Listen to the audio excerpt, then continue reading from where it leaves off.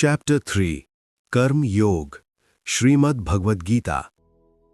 पिछले अध्याय में हमने जाना कि आत्मा अमर है और हमें सिर्फ कर्म पर ध्यान देना चाहिए।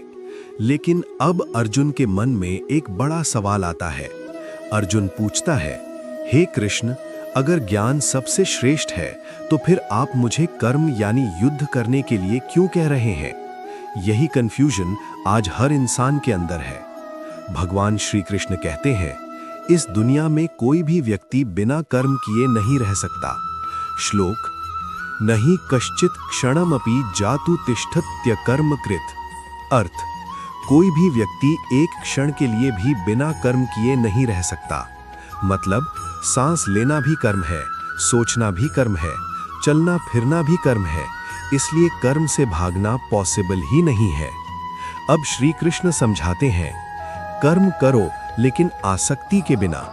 श्लोक, यज्ञार्थात् कर्मणो अन्यत्र लोको अयम कर्म बंधनः।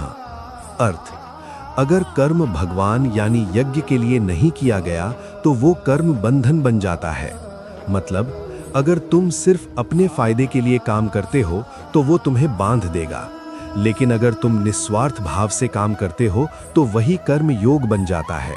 जैसे अगर तुम पढ़ाई सिर्फ पैसे के लिए कर रहे हो तो स्ट्रेस मिलेगा, लेकिन अगर सीखने के लिए कर रहे हो तो ग्रोथ मिलेगी। श्री कृष्ण कहते हैं, जो श्रेष्ठ व्यक्ति करता है बाकी लोग भी वही फॉलो करते हैं। श्लोक, यद्यदाचरति श्रेष्ठस्तत्त देवेतरो जनः। अर्थ, महान व्यक्ति जो करता है लोग उसी को फॉलो करते हैं। इसका मतलब तुम सिर्फ अपने लिए नहीं जी रहे, तुम अननोइंगली दूसरों को इन्फ्लुएंस कर रहे हो।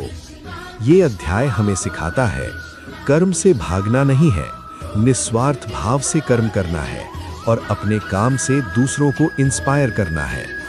अगर आपको ये ज्ञान पसंद आया तो अगले अध्याय में हम जानेंगे कि ज्ञान कर्म संन्यास योग, जहां श्री कृष्ण बताएंगे कि ज्ञान और कर्म का सही बैलेंस कैसे बनाया जाए और भगवान अवतार क्यों लेते हैं।